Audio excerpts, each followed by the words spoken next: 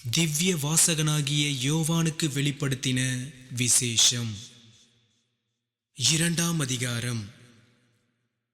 எபேசு சபையின் தூதனுக்கு நீ எழுத வேண்டியது என்னவெனில், 7 நட்சத்திரங்களை தம்முடைய வலது கரத்தில் ஏந்திக் கொண்டு 7 பொன் குத்து விளக்குகளின் மத்தியிலே உலாவிக் கொண்டிருக்கிறவர் சொல்லுகிறதாவது: உன் கிரியைகளையும் உன் பிரயாசத்தையும் உன் பொறுமையையும், நீ பொல்லாதவர்களை சகிக்க கூடாமல் இருக்கிறதையும், அப்போஸ்தலர் அல்லாதவர்கள் தங்களை அப்போஸ்தலர் என்று சொல்லுகிறதை நீ சோதித்து அவர்களை பொய்யர் என்று கண்டறிந்ததையும், நீ சகித்து கொண்டிருக்கிறதையும் பொறுமையாயிருக்கிறதையும், என் நாமத்து நிமித்தம் இளைப்படையாமல் பிரயாசப்பட்டதையும் அறிந்திருக்கிறேன்.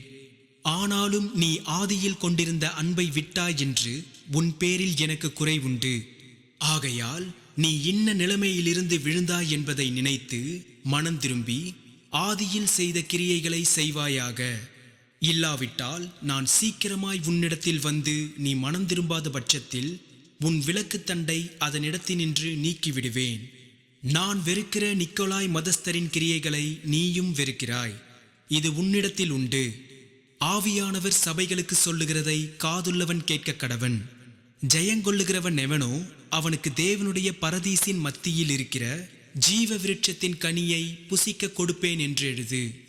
சிமிர்னா சபையின் தூதனுக்கு நீ எழுத வேண்டியது என்னவெனில், முந்தினவரும் பிந்தினவரும் மரித்திருந்து பிழைத்தவருமானவர் சொல்லுகிறதாவது: உன் கிரியைகளையும் உன் உபத்திரவத்தையும், நீ ஐஸ்வர்யமுள்ளவனாயிருந்தும் உனக்கிருக்கிற தரித்திரத்தையும், தங்களை யூதர் என்று சொல்லியும் யூதராயிராமல் சாத்தானுடைய கூட்டமாயிருக்கிறவர்கள் செய்யும் தூஷணத்தையும் அறிந்திருக்கிறேன். நீ படப்போகிற பாடுகளை குறித்து எவ்வளவும் பயப்படாதே. இதோ, நீங்கள் சோதிக்கப்படும் பொருட்டாக பிசாசானவன் உங்களில் சிலரை காவலில் போடுவான். 10 நாள் உபத்திரவப்படுவீர்கள். ஆகிலும் நீ மரணபரியந்தம் உண்மையாயிரு. அப்பொழுது ஜீவகிரீடத்தை உனக்கு தருவேன். ஆவியானவர் சபைகளுக்கு சொல்லுகிறதை காதுள்ளவன் கேட்க கடவன். ஜெயங்கொள்ளுகிறவன் 2ஆம் மரணத்தினால் சேதப்படுவதில்லை என்றெழுது. பெர்கமு சபையின் தூதனுக்கு நீ எழுத வேண்டியது என்னவெனில், இருபுறமும் கருக்குள்ள பட்டயத்தை உடையவர் சொல்லுகிறதாவது: உன் கிரியைகளையும் சாத்தானுடைய சிங்காசனம் இருக்கிற இடத்தில் நீ குடியிருக்கிறதையும், நீ என் நாமத்தை பற்றி கொண்டிருக்கிறதையும், சாத்தான் குடிக்கொண்டிருக்கிற இடத்திலே உங்களுக்குள்ளே எனக்கு உண்மையுள்ள சாட்சியான அந்திப்பா என்பவன் கொல்லப்பட்ட நாட்களிலும் என்னை பற்றும் விசுவாசத்தை நீ மறுதலியாமல் இருந்ததையும் அறிந்திருக்கிறேன்.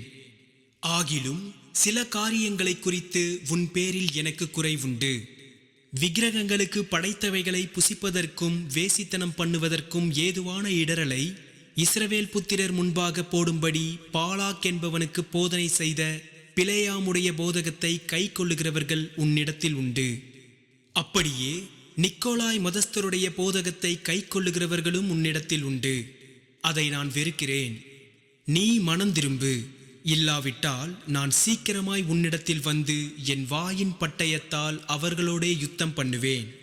ஆவியானவர் சபைகளுக்கு சொல்லுகிறதை காதுள்ளவன் கேட்க கடவன்.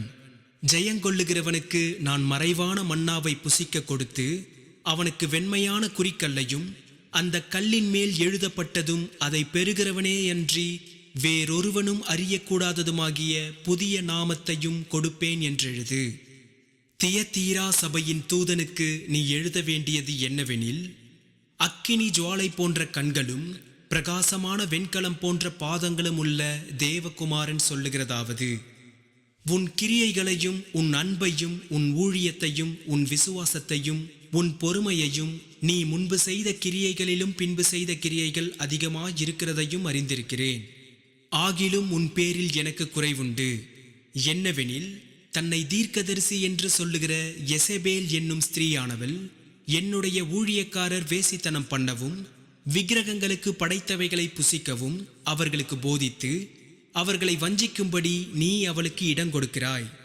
அவள் மனம் திரும்பும்படியாய் அவளுக்கு தவணை கொடுத்தேன்.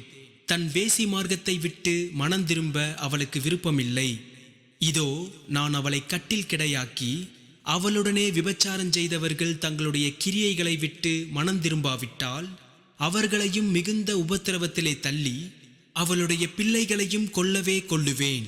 அப்பொழுது நானே உள்ளிந்திரியங்களையும் இருதயங்களையும் ஆராய்கிறவர் என்று எல்லா சபைகளும் அறிந்து கொள்ளும். அன்றியும் உங்களில் ஒவ்வொருவனுக்கும் உங்கள் கிரியைகளின்படியே பலனளிப்பேன். தியத்தீராவிலே இந்த போதகத்தை பற்றி கொள்ளாமலும் சாத்தானுடைய ஆழங்கள் என்று அவர்கள் சொல்லுகிறார்களே, அந்த ஆழங்களை அறிந்து கொள்ளாமல் இருக்கிற மற்றவர்களாகிய உங்களுக்கு நான் சொல்லுகிறதாவது, உங்கள் மேல் வேறொரு பாரத்தையும் சுமத்த மாட்டேன். உங்களுக்குள்ளதை நான் வருமளவும் பற்றி கொண்டிருங்கள்.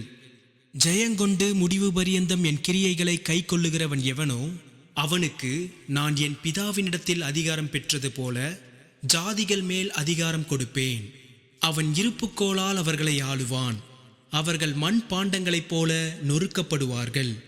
விடிவெள்ளி நட்சத்திரத்தையும் அவனுக்கு கொடுப்பேன்.